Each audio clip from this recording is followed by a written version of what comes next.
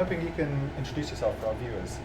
Tell us a little bit about your background, how you got Sure, into it. yeah. My name's John Pryor, and I've been doing intellectual property for 22 years, nearly 23 years. I've been working for longer than that, as you can probably tell. And my career started, I've got a science degree, life sciences. I worked then in a pharmaceutical business, Procter & Gamble. And from there I went, great company by the way, and then from there I went on to do an MBA. And then started a journey in consultancy with Accenture, a couple of other consultancies, and then moved back into industry with a business called CPA Global. Very early on at CPA Global, we did 700,000 renewals, and when I left it was 1.5 million. It then went on to probably bigger and better things since I left, but it sold, I think it was £2.4 billion at last count to Clarivate. So from there I went on and I did patent brokerage, intellectual property brokerage. I've done a whole range of brand protection stuff, but primarily intellectual property strategy. That's what I love doing. Right. And a range of different services, from protecting the brand, which I've been blogging about this morning. Very keen on trade secrets. Most businesses, here's a catchphrase for you. Most businesses depend on trade secrets, but they cannot defend trade secrets. You can ask me what I mean by that, and I'll tell you later. Is that enough? Yeah. So so the areas IP strategy, trade secrets is a Yeah, IP strategy. So what does that mean? It's very nebulous to know, and it's very vague. It's about helping the business get the best out of their intangible assets, protecting that with intellectual property, and delivering best value in the marketplace. Because most businesses haven't put their heads around what it is they have within the business that can be protected. And that means they're leaking it, and they're giving it away too cheaply, and they're losing it. And this happens in every single business, big and small. Every single business, so lots of industries that you're going into and seeing the same sorts of problems. Everywhere. You wouldn't believe it. Yeah. No, seriously. The biggest challenge for any business, whether they are the largest and most successful down to the smallest startup, is containment. Because you've joined this business with a great load of know-how. Dylan's got tremendous expertise and know-how, and unless you start to think about what that means to your business, when you're chatting to somebody on GLG, or when somebody you're down the pub, or this stuff can leak so easily, and it is leaking all the time. And there are professional, I've just learnt about this, there are professional corporate espionage guys who are phoning up every single business every single day of the week and duping the person on the end of the line into revealing a lot of stuff they shouldn't be revealing. A lot of know-how, expertise, confidential information is leaking from every business every single day of the week. And until businesses start to get their heads around what is valuable to them and how they can protect and defend that, it will continue to leak. Yeah. So understanding what that means to you, that's how you can tell whether an asset is worth protecting, worth giving more attention to. Absolutely, yeah. So what do I do by way of IP strategy? I go into to understand where the business is and where it's going, and what it has, what's in its kit bag, and then what are the most important parts within that kit bag. Sometimes they're thinking of stuff, they're not thinking of the stuff that's really valuable to them, and we have to spend the time just identifying what is really useful for the organisation. And oftentimes they don't consider something that could be really valuable as being that valuable. So it's good to come in quite agnostic and just saying, oh, absolutely, what's good here. Yeah, where have you been? Where are you today? Where are you going? How are you going to get there? Okay, then how does IP support you on that? How has IP supported you on that journey? How is it going to support you, protect you, help build value in your business going forward? How's it support? Go on. Yeah, most people, if you say IP, they go, well, if they understand that, most people will talk about copyright as everything. Yeah. And then they might talk about a trademark and a patent. But those two items are registered rights. And there's a wealth of other intellectual property in unregistered rights that people are not considering sufficiently at the moment. We're not thinking about it enough, and that's the problem. Absolutely, yeah. And because it's in a range of different departments. Social media. Who's managing your social media? Who's managing your reputation? Probably nobody, to be honest. Who's managing your domain names? Well, it used to be the IT guy, didn't it? Who registered it in the first place? Who's got it now? Is it legal? And is it brand? Who's managing your reputation? Nobody. Nobody in it. Are there any reputation managers in any business? So it's the people's managing, but it's knowing what it is, knowing where it is, knowing how you've protected it or how you've not protected it. Who's containing and controlling your social media output? Who's preventing people from hacking into it? Who's monitoring online to see what the troll farms are saying about your business? Orchestrated attacks on your business on social media to try and reduce your profile and damage your brand and impact your reputation. Nobody. You touched on leaks earlier, so there's this idea that people are not even aware that things could leak through people that they trust and who may not even mean to leak that information. Information security and intellectual property should be very tight bedfellows, they're not. Information security is considered separately to intellectual property, and that's a major mistake. Most people are looking out the front door and saying, we're looking out for the hacks, we've built our cyber security, we're good to go, aren't we? We're good to go. Yeah, you're kind of good to go, but what are you protecting with that cyber security? Have you actually sat down and identified what your key assets are in the business? Do you know what you should be protecting with trade secrets? Because until you've done that exercise, you don't know what's been hacked and what's not been hacked and what the value of it is to your business, right? Number one. Number two, the biggest risk isn't the technological attack. The biggest risk is the human factor, the insider threat. It's the person doing the leaking, inadvertently mainly, because they don't know where the red line is. They don't know what they should and shouldn't be saying. I'm talking to you as a potential customer. I'm trying to impress you. I'm going to reveal far more, actually, because I really want you to think about our business as a business that's going places. I'm going to reveal far more than I should have revealed. I'll let a couple of secrets here that you won't tell, will you? Bang! Some of my most valuable information is gone. The best business in the world for containing secrets is Apple. And it's a legacy from Steve Jobs' paranoia. Steve Jobs knew that they had a lot of valuable stuff coming down the tracks that they didn't want leaking to their competition, and they knew people were trying to steal it. So he just made it very clear to everybody in the business, and I'm not recommending this, by the way. These are our secrets, you know they're our secrets. If you leak our secrets, we're going to sue you. Right? Very straightforward, very simple, and he followed through, of course, and they're one of the tightest businesses in the world for containing secrets. So is that containment, you're drawing a line and saying this is the line, don't cross it, otherwise, but then there's also leveraging. You keep it safe, but then how do you make use of it once you know? Yeah, keep it safe and contained. Define what's most important to you and define where that red line is and stay that side, the white side of the red line, right? Don't go into the red unless there's some very strict and tight conditions that you're meeting in there. So how do you leverage it? Yeah, absolutely. So what is it doing? What is it doing for your business anyway? Why have you got that patent? Why have you got that trademark? Why have you identified those trade secrets? These questions have to be asked all the time. There's too much intellectual property that people feel like it could be valuable. Nobody's babies were created ugly, were they? So we've created this intellectual property portfolio. We're going to hang on to it. We're going to pay those extortionate renewal fees every year, and we're going to hang on to it. Why? Why have you got that patent? What did that patent do for you? What is your objective behind that patent? Is it to exclude competitors? Is it to impress investors? Is it to give you tax benefits in the UK? Are you trying to stop your competition from getting a direct run at your marketplace? Each patent has to have an objective, and hence it has to be written by a very clever patent attorney, which I'm not, in a way that tackles all of those issues and gives you that goal, that end goal. So how do you leverage your intellectual property? It is about understanding what you've got and the relative value of that in the marketplace. What the patent is doing for your business. Every piece of your intellectual property has to be delivering something for your business, otherwise it's redundant. And you have to think about whether you want to hang on to it or not. We're registering this trademark because we're about to launch Intanify into the big marketplace.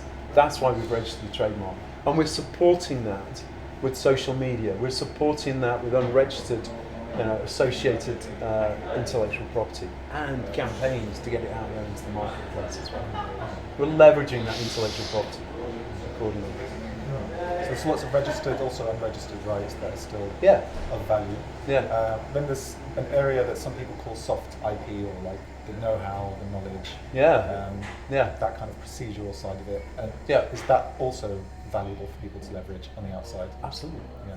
So you and I were working at GlaxoSmithKline during the COVID issue, but we couldn't. We failed as GlaxoSmithKline. They failed to produce a vaccine, right?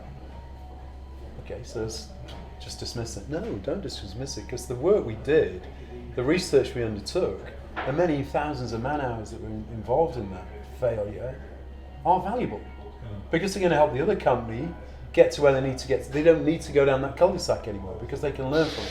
So negative know-how has value. Of course, positive know-how has value. It's easier to recognise the positive know-how. Yeah, but know-how, expertise, and confidential information are ill considered in organisations. Know-how. Think of confidential information as the biggest circle. Within that sits trade secrets. So all trade secrets are confidential, but not all confidential information is a trade secret. And know-how intersects all three. Some know-how is public, some know-how is confidential, and some know-how is a trade secret. But you have to capture them to start with. Most businesses haven't captured them. Yeah, we got loads of know-how, we got loads of expertise. Then we have a fire, and then the documents we had disappeared, and then our main protagonist in that area, well, he left the company, or he retired, or sadly had a knock on the head and he woke up not remembering who he was. That know-how's gone.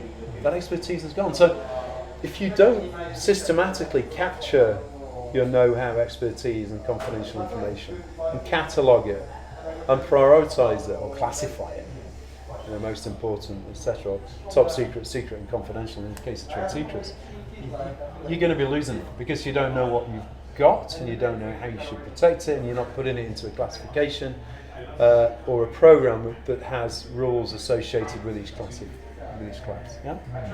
So there's capturing, managing or categorising, protecting, and there's exploiting. Yeah, and the majority of business haven't got an efficient machine that goes through from, if we talk about inventions, trade secrets and confidential information and expertise are not all inventions, it's creativity and know-how as well. But if we talk about an invention, you need a machine in your business, you need a process flow in your business to go, hey guys, it's the time, we're just going to sit down, or systematically ongoing, please record any breakthroughs you have, any solutions to problems that you come up with, because we will review them. We're going to review them on a monthly basis, and we're going to credit you should anything come through that's going to be valuable for us. But not very few organisations have got a really efficient process flow to capture that know-how, information and expertise. Because if you do that, then bang, there's a light bulb moment, and that's a really interesting one. That's going to be really useful for the company going forward. Let's protect it in the best way possible. What is the best way possible? It could be a combination of trade secret and patent. It could be all patents, or it could be just trade secret. But there will be a combination of factors that you'll do that. And in so doing, you're going to generate more intellectual property. It's going to generate and protect more value in your business. But at the same time, you're going to identify the stuff that's worth protecting, and then, therefore, you're going to leak less information out into the public domain. Because until you've done that, you will be leaking. You will be leaking quite badly. And once it's leaked, that trade secret is gone for good. The trade secret, by definition, is no longer a trade secret once it's been leaked. It's gone. So you need those processes and the tools to capture appropriately, make sure that you're behaving in the right way to protect your assets. I'm wondering how this relates to financing companies that want to raise money. They've thought about these things, maybe, but how does it link to actually unlocking that financing? Yeah, interesting question. There was an interesting survey done over the last 10 years, I think, by the EPO and the EU IPO. Don't know if you've seen it, and they were just looking at does having trademarks and or patents do anything for the valuation of a business, for its successful exit, and so on and so forth. And apparently VCs are 4.2 times more likely to lend money to a business with a trademark, 6.4 times more likely to lend to business with a patent, and 10.2 times more likely to lend money to a business with both a patent and a trademark. So VCs are increasingly seeing the value in intellectual property, which I think is really interesting. Does that answer your question? Yeah. So these VCs are appreciating this layering of IP rights, saying it's not just the brand, it's also your inventions. So this sixfold goes to tenfold when you have both the trademark. Yeah, I mean, sure that it's also, I'm sure, the business that does all of the above is also a relatively well-organized business, and clearly they're looking at the other aspects of the business. And this is an indicator. I speak to one or two people who are involved in M&A, and they go, well, actually, if we ask the question that says, give me a list of intellectual property, most businesses can't get that list of intellectual property together quickly, right? But if they go, well, here it is, then I'll always send it through to you after the meeting. That's impressive in itself, because it illustrates that it's the tip of the iceberg, right? The rest of the business is probably pretty well organised, if they are so well organised that they can just deliver that list of IP straight away. And it's not just a one patent and one trademark, it's know-how, expertise, brands, reputation, and all the rest of it. Bang, yeah, I'm looking excited about this business, because it illustrates to me that they're probably well organised. And they've probably identified what the value driving components are within their business and looked at how they're going to defend those.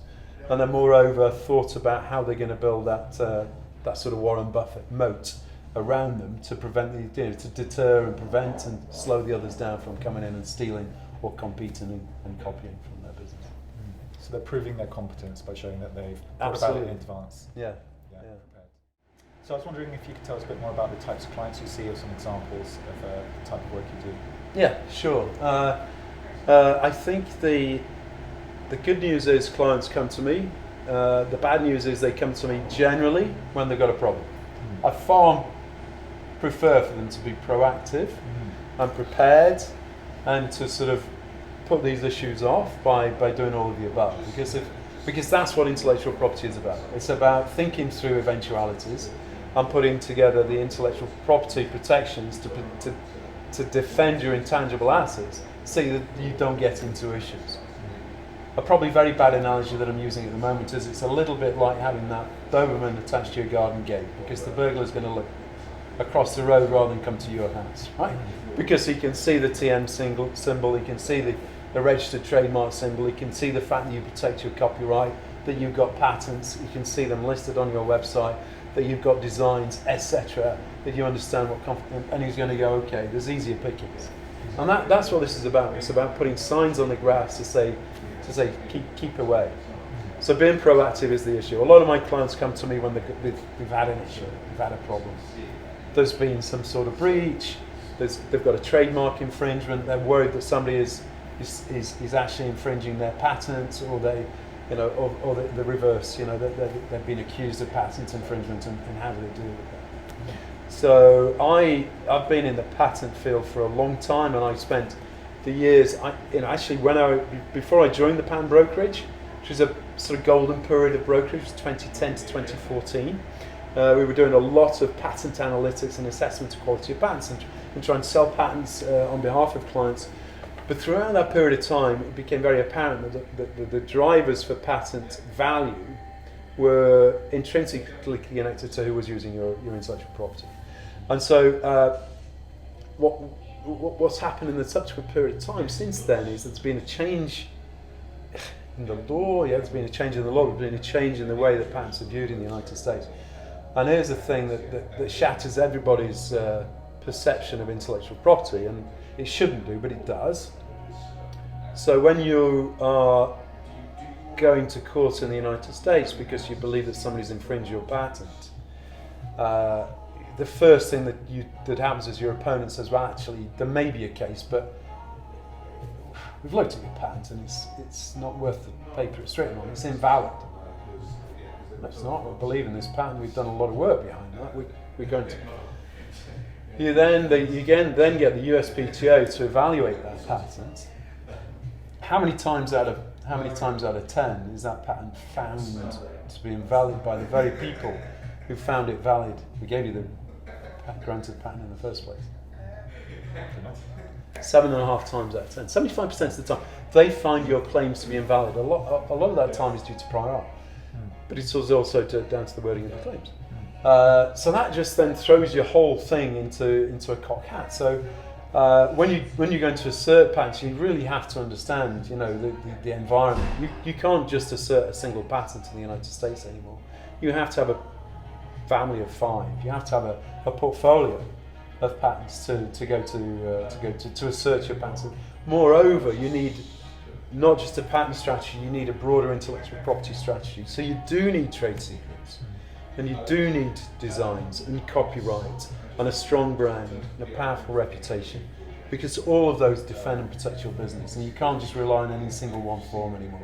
Because if my patents are knocked over, I can fall back on my other intellectual property rights like trade secrets and so on and so forth. So it's a blended approach to IP, and this is a change that I don't think a lot of the market has caught up with you as yet. It is definitely a change, and I think all businesses need to be much more aware of it, that it's not just your registered rights, it's the unregistered, as you said, the softer forms of intellectual property as well.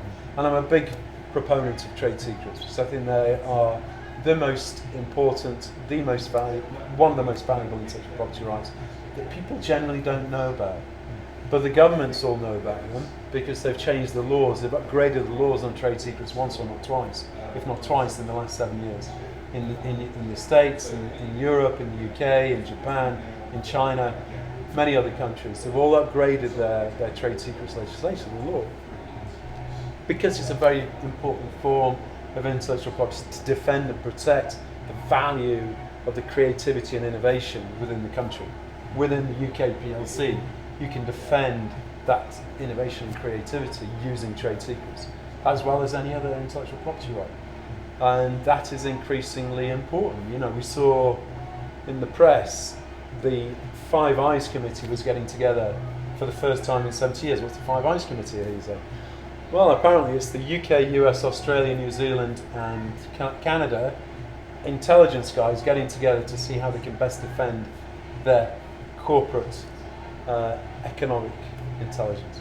Why? First time in 70 years. Because they perceive there to be very, very real threats of hacking, but social re-engineering. You know, people actually working their way into your organisation or into your business via the phone and stealing your corporate secrets. It's a much easier way of working out than doing it yourself, right? Or, you know, whatever the latest technologies along the lines of AI and machine learning, biotechnology, you know, your field, etc. These are really substantial issues facing the economy that most people haven't woken up to. And trade secrets are one of your best friends in defending against that. Because why? Because if you put the steps in place, and you have to put the steps in place, that's why I said at the beginning, most businesses can't defend their trade secrets because they haven't gone through that orchestrated process to put the steps in place. They haven't identified, they haven't classified, they haven't managed, they haven't put contracts in place, they haven't trained, and so it falls over. The simple thing of a customer list, you know, you leave my business and you take the customer list with you, right? Oh, you can't do that because it's a trade secret. I'm going to take you to court. The judge says, well, actually, show me that Marius knew that was a trade secret. Show me that he had a contract that said he couldn't, you know, misappropriate those trade secrets. Showed me that he knew what he was doing.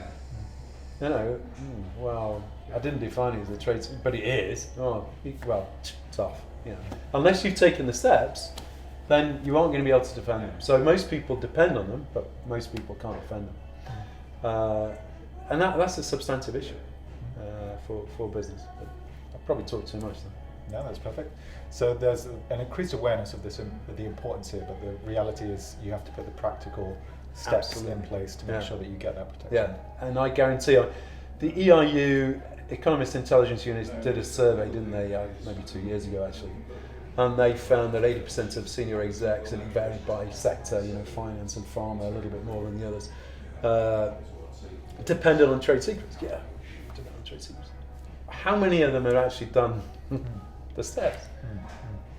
20%? Yeah. So yes, we're depending on them, but no, we can't defend them, is what they're saying. Yeah. Big issue. Yeah. And this just forms one part of the whole ecosystem of assets that are going to be valuable. So even though the trade secret itself is one piece, it's clearly connected to everything else. You know, your inventions could be your brand, and just being aware, how does this all fit together? Completely, the jigsaw, yeah. And people are saying, I'm sure if they listen to this and watch it, I don't understand trade secrets, it sounds a bit James Bond and, you know, all that kind of stuff. And why would I bother? I've never heard of them, so I'm not going to bother. Increasingly at the ITC, International Trade Commission level, importations are being blocked because there are trade secret disputes. And that's where it starts to have power. So it's got real teeth at an international level. So electric vehicle batteries cannot be imported into the United States from Korea because there is a trade secrets dispute going on. Major problem. So, President Biden has to get on the phone to the Korean president to sort that out. Otherwise, the US automotive manufacturers business starts to falter because they can't get the batches. Trade secrets have a lot of teeth. People just don't realize it. The guy who left Google to join Waymo and took a load of documents with him, he ended up doing jail time in the States, and Waymo ended up giving Google $250 million worth of stock. Trade secrets there. So your assets, well, if there's a dispute with your assets, that could be a massive roadblock for you. If you haven't put the steps in place to defend it, yeah, absolutely. But yeah, like I said, and like you're asking me there, it's a collection, it's a basket of goods that you've got, a basket full of IP rights to defend your intangible assets. And that's not just a snapshot, but actually it's a living portfolio. It changes over time. You know that better than most. It does. You can't just do it once and look at it again in 2 years' time. It's changed. That trade secret is no longer a trade secret. That information that you just captured from your invention disclosure session, which you hadn't sort of allocated, trade secret know-how, trade secret patents or publish, suddenly becomes one of your most valuable patents. These things are changing all the time. And the world moves on, of course, because, I talk to businesses all the time where they've registered a patent, but their business has evolved, particularly startups, their business has evolved, and now they're sitting thinking, do we keep that patent? Why would we carry on spending good money on that if it's not going to deliver, it's not going to protect our business going forward? Is there any other reason that we should hang on to it? Can we slow anybody else down? Can we toll somebody else for using that IP, or should we just abandon it at this stage and put our money into that new direction of the business? So it's that internal importance, what am I going to focus more on, what am I going to let go, or it's no longer relevant, but also understanding how is it relevant to the outside world, who's going to find it valuable. Yeah. So important, as you know. That landscape analysis of what's going on in the marketplace, superb competitive information, superb insight, not inside information as to what's going on with your competitors. I was looking at some patents the other day, and we were looking at the liens that have been leveraged on these patents by banks, and we're going, hang on, what happened here? Did they actually, from 2013 to 2015, it was like they put their assets into the ownership of the bank. They must have borrowed money on the back of their insights. We didn't know that. What does that tell us about the business? And so you can read a lot into an organisation from just looking at their IP, of course. But from a patent landscape perspective, you can gather all sorts of information about future trajectories. Look at the applications that are coming through that are not yet granted. I didn't realise that business was moving right. I thought they were going left. Look, they're moving in that direction now. What are the implications for us? And why, and what do their patents look like? Is that going to cause us a problem going forward? Do we need to be writing our patents slightly differently to sort of navigate around those patents that we see in application, or those patents that have been granted in the area? It informs a lot of strategy, and the best patent attorneys are doing that. But that costs money to do that landscape. And oftentimes when you're issuing your patents, people don't want to spend that money. So again, it comes back to my original point at the start of the conversation. What are your objectives for that patent? What are your objectives? Is it to give you the best position, the ability to launch and be very successful in the marketplace, in which case it's worth doing the fullest search you can afford to really understand that landscape, so your patent attorney can write the patents in a way that it avoids conflict and gives you a free run. So you can understand other people's directions, but also you can tell your own story by showing how you're changing your focus on your own assets. Absolutely, this is what's happening. Yeah, good insight into other people's stories completely. You want to recruit somebody? Look at the guys, look how many patents he's got to his name. The quality of those patents. Cool. Why not? Good inside information on the technical capabilities of certain inventors. I think that's an underused tool to identify good assets for your organisation. But and it's public information, more to the point. You're not doing anything nefarious there. It's all public. So it's not just the stuff you're building in-house. You can actually acquire stuff of value. Well, that's another good point. Licensing in and acquiring. You don't have, the issue with patents is it's going to take me 3 years to get it granted. I was dealing with a client yesterday, it's taking them 7 years. So you've got to wait that period of time before you get your full protection. A patent application, as the boss of mine used to say, is a little bit like having a pub without a license to sell beer, right? Not particularly valuable. You've got to wait until it grants. So what are you doing in that period of time to protect your business? So yes, you need trade secrets. But what else is out there? Oh, well, there's a business with some patents that could be valuable to us, but they're not using them by the looks of things. Why don't we give it, send John Pryor to just have an anonymous approach to see where they want to sell them, or license them for a reasonable sum. Suddenly you've got some patent protection in your portfolio that you weren't going to get for 3 to 5 years or 3 to 7 years otherwise. In license or even acquire that intellectual property is a really smart idea, as long as it fulfills your objectives in terms of what those patents are going. And likewise, licensing, cross-licensing is a superb way of building up your intellectual property portfolio on the cheap, in an efficient manner, much more efficient manner, ill-considered, not sufficiently well-considered by most people, because we have this sort of view that we've got to develop it in-house. It's got to be ours, we've got to create it internally. And it's slightly less value if we bring it in. Unfortunately, as we all know, there will be a couple of businesses that find out, the tide's going out, right, and we're finding out which businesses have got the swimming costume on at the moment. And those businesses without the swimming costume, there's going to be some assets that are coming up for sale, distressed assets, and there might be some good assets that could provide cash to those businesses that have got the assets and without the swimming costume, and provide assets across to those businesses that are looking for a short-term or a longer-term fix for their intellectual property.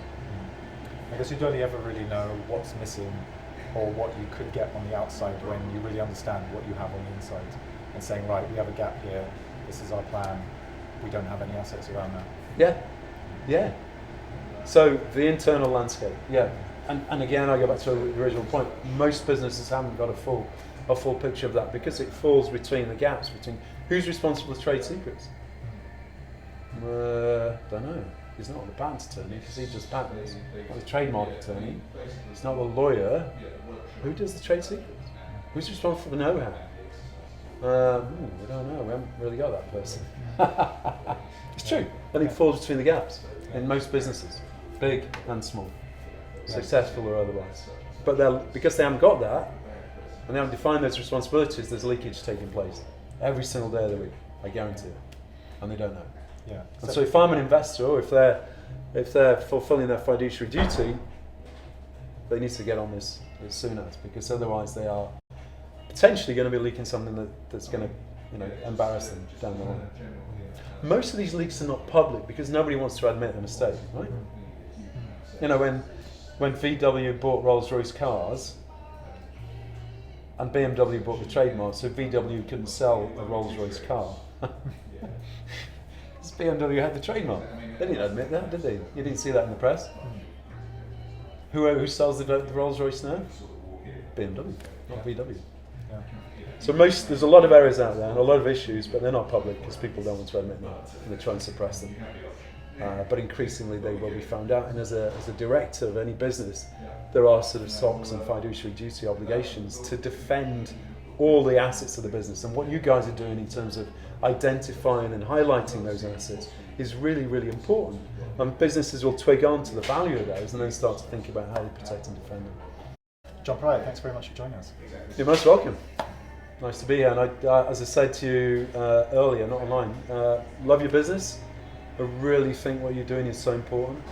And I wish you all the best. Great, thank you very much. Thank you. Cheers.